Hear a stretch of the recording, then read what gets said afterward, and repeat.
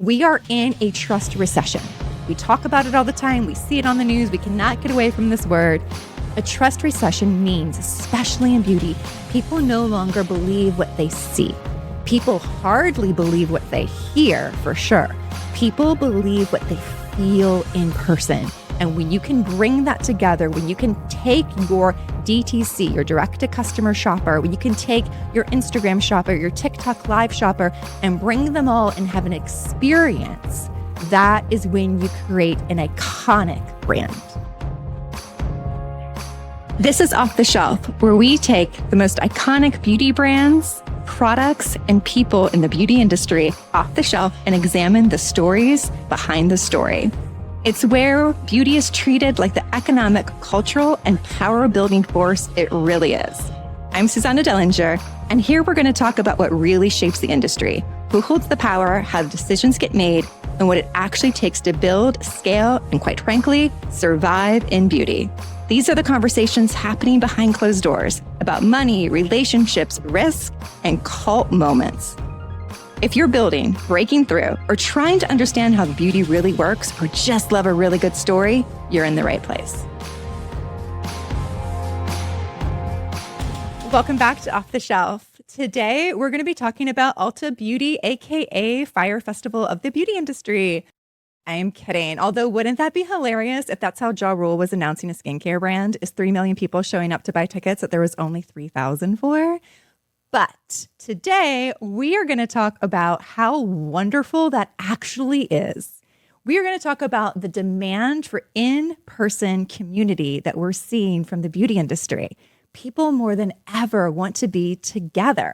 That's what's always made me love the beauty industry, that people want to shop together, explore together, that it's always been a communal, like, let's go with your girlfriends, let's go explore different textures, different scents, and play.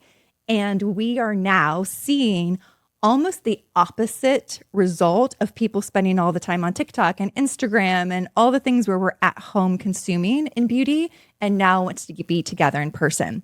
We started to see a little sliver of it about a year ago when Salish, a YouTuber for tweens and teens, launched her own skincare brand called Sincerely Yours.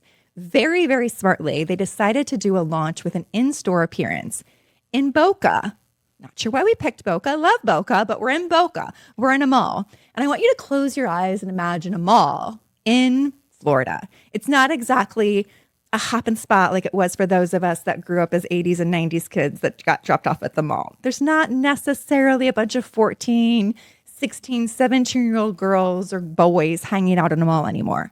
However, the day that Sincerely Yours launched, over 150,000 teenagers, tweens, and their parents stood in line for up to 7 hours to get to meet or glimpse or take a picture of Salish in person. This was the first glimmer that we saw. Hang on, is Gen Alpha going to single-handedly rescue malls? Are they going to show up for events and experiences? This is more people in one area than most concerts these days, coming to experience something that they all love in person together, which is one of their favorite influencers with a skincare brand. What's so interesting when we talk about community and how retailers like Sephora and Ulta have created these moments for their customers, they're not the first to do it. In fact, the almost failed retailer of Neiman Saks and Bergdorf Goodman really started this. They had legendary makeup artists like Trish McEvoy, Bobbi Brown, Laura Mercier, makeup artists of their time come in and lead masterclasses. I remember when you could have 200 to 300 women come in for a masterclass to meet the legendary Trish McEvoy when I worked with her.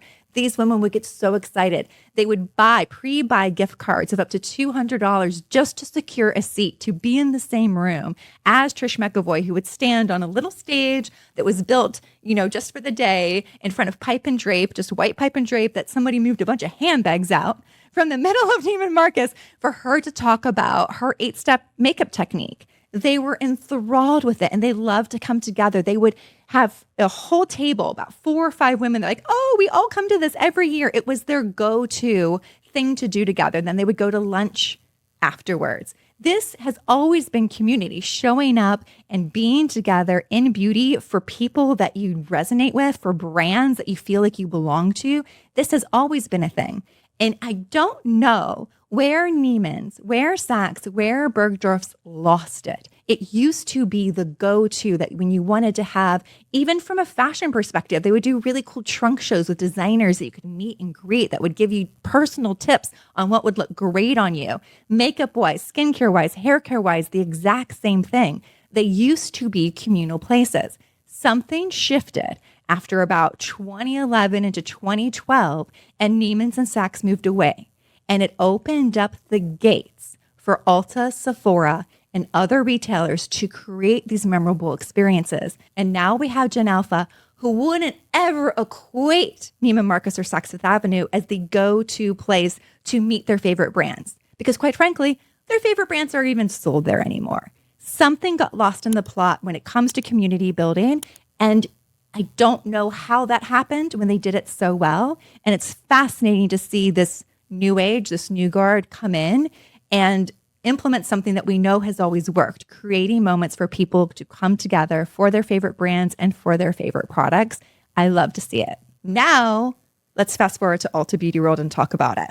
So close your eyes and imagine 2 months of your favorite beauty retailer showing you an absolute candy land of a beauty utopia. Every brand that you've ever thought of is there. They're wearing mascots. You've got a Cocoa Kind lip balm 6-foot mascot. You've got mini Ferris wheels. You've got Beekman 1802 talking about the goats. You have every brand. You've got masterclasses this year at Ulta Beauty World being taught by legendary JVN. You have Half Magic, the makeup artist behind Euphoria, the hit show. You have literally your dreams coming true in one place if you love the beauty industry. And you are being told for the low, low price of just over $100, you can participate in up to 2 days of beauty. You are told to log on Wednesday morning at 9 a.m. Central, and that you will have a chance to queue in line to get the opportunity to buy a ticket. Now imagine there are only 3,000 tickets available, but they never told you. You just log on, and immediately at 10:01 Eastern, 9:01 Central, you're told, congratulations, you're in the queue. And on the screen, there are 7 to 8 empty green dots that have white in the middle. And as your turn continues to go, they slowly, painfully start to fill, that you might be getting closer to the actual ability to buy a ticket. 45 minutes into it, you're on the screen. You did it. You made it. Just to go to checkout and say, sold out, not available. And then you find out that by 10:10 Eastern, 9:10 Central, the tickets had sold out. That is what happened to over 2,999,000 roughly people, because there were only 3,000 tickets ever available. Now, do I think that Ulta did anything wrong in this situation? Actually, I think they only did one thing wrong. I understand why only 3,000 tickets could be available. The goodie bags themselves were worth $2,000. That's a lot of product for brands to have to be able to put into these goodie bags. It's very expensive for brands to participate in events like this. It's costly to create these amazing animations, and the booths themselves, that can be up to $10,000, $15,000. And then on top of it, you're being asked to donate 3,000 full-size products. Plus, when people come to your booth, you're giving them more products, right? So it's definitely never been an ROI positive, meaning return on investment positive for these types of events. What Ulta needed to do was to level set the expectation. We have 3,000 tickets available. Enter a raffle to win one of them. 3 million people would have entered the raffle happily, and then those selected would have been overjoyed, versus the backlash of, for up to 2 months, I was literally having, some of these people are saying on TikTok and Instagram, they were having dreams about getting a ticket and planning birthday parties around it and trips with their girlfriends. They could taste it. They were so close because they did not have the level set expectation of what the actual chances and odds were. That's the only miss. Ulta went and has created a beautiful in-person experience that brings their community together. They've always been about community. Their very essence is that you can belong with them, right? They have a loyalty program, one of the first in beauty ever created, that has 44 million users. 44 million people want to belong to Ulta. They have a sense of community. They're doing birthday parties. You can host a birthday party in Ulta. Your 10-year-old, your 12-year-old, your 16-year-old can go in there and Ulta will actually throw them a party and make an experience. They're actively working on creating a true third place for people to come together, be seen for their love of beauty, no judgment. You can show up how you are, whatever age you are, whatever ethnicity you are, however you want to be in the world, and freely express that. And I think Ulta's done such a beautiful job of that. Next time, they just need to set the expectation. What we do have is 3 million beauty lovers who all logged in at the exact same time to spend over $120 on a ticket to book a flight, to book a hotel room, and travel into the same place together for proximity to each other and the brands they love. And that's amazing. That's extraordinary. Anybody who's in the beauty industry, adjacent to the beauty industry, or just loves beauty should feel so excited, encouraged, and just optimistic about what this means for beauty as we move forward. It means that people want to be together. It means that people want whatever the Coachella version is of the beauty industry to hang out. I personally think that there's a lot of brands and a lot of companies who could capitalize on this huge demand that are just kind of taking a back seat right now. So here we're going to go through it. No charge to anybody who uses any of these great ideas, but I would definitely think about it. If you're a beauty brand and you're going to have a booth at Ulta Beauty World, if you're in Ulta, by the way, there is no reason not to participate in Ulta Beauty World. You could reach out to your most loyal DTC customers. Look at who's repurchased the most amount of times in a 12-month period, pick 6 of them, contact them, and let them know they've been chosen to come fly into Orlando and work your booth with you. Who better to help bring your brand to life and excite other people walking around than your most ride or die loyal customers?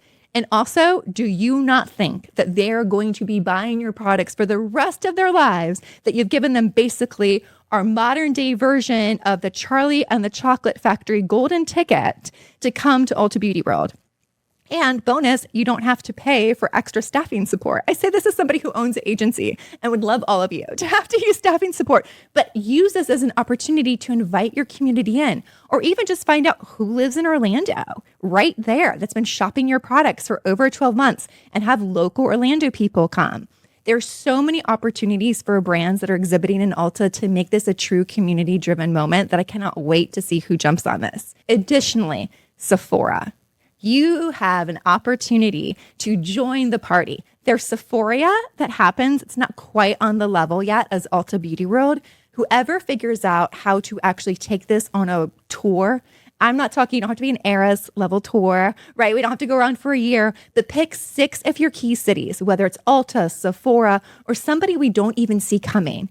Imagine if TikTok shops decided to go to 6 key cities over the span of 2 months and show up with their top creators from TikTok shops and do live streaming and have in-person activations from all these brands that you can't typically walk in and touch and see and feel. TikTok shops is all about discovering things that aren't necessarily on the shelf of your favorite retailer.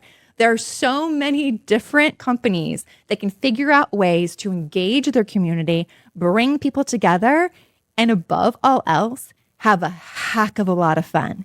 We are in a trust recession. We talk about it all the time. We see it on the news. We cannot get away from this word.